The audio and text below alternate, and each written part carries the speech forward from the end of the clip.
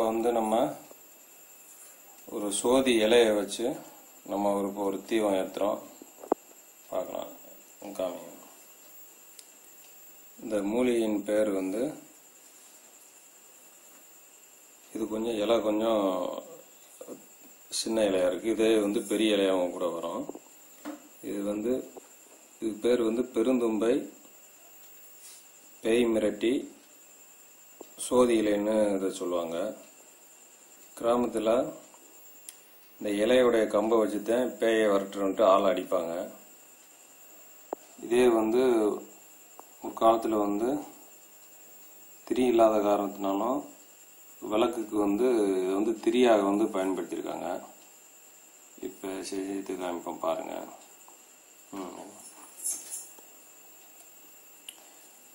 இந்த இலையோடைய அமைப்பு வில்வெட்டு துணி மாதிரி தடிமனா இருக்கிறதுனால இது எரியக்கூடிய தன்மை இருக்கு.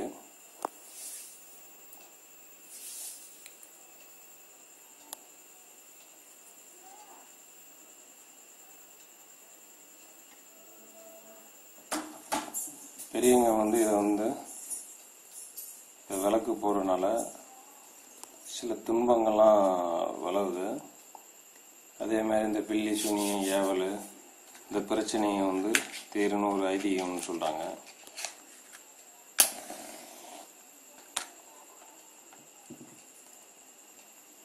அதே மாதிரி திரி மாதிரி அதிகமாக இருக்காம கொஞ்சம் இதனுடைய வேகமும் எண்ணெயினுடைய செலவும் மிச்சப்படுது. இப்போ நம்ம இது பண்றது ஐங்கூட்டு எண்ணெய். இது ஐங்கூட்டு எண்ணெய் எரிச்சோம்னாலே சில பிரச்சனைலாம் தீருது. இதை பற்றி கீழே உள்ள விளக்கமாக பண்ணியிருக்கோம், பாருங்க.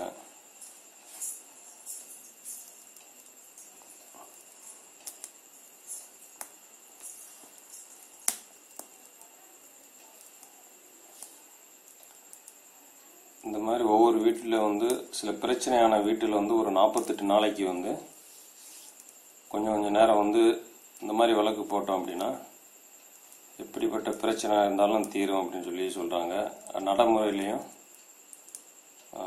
நிறையா பேர் அனுபவபூர்வமாக சொல்கிறாங்க. இது சதுரகிரியில் இந்த மூலிகை அதிகமாக கிடைக்கி, மற்ற இடங்களையும் கிடைக்க வாய்ப்பு உண்டு.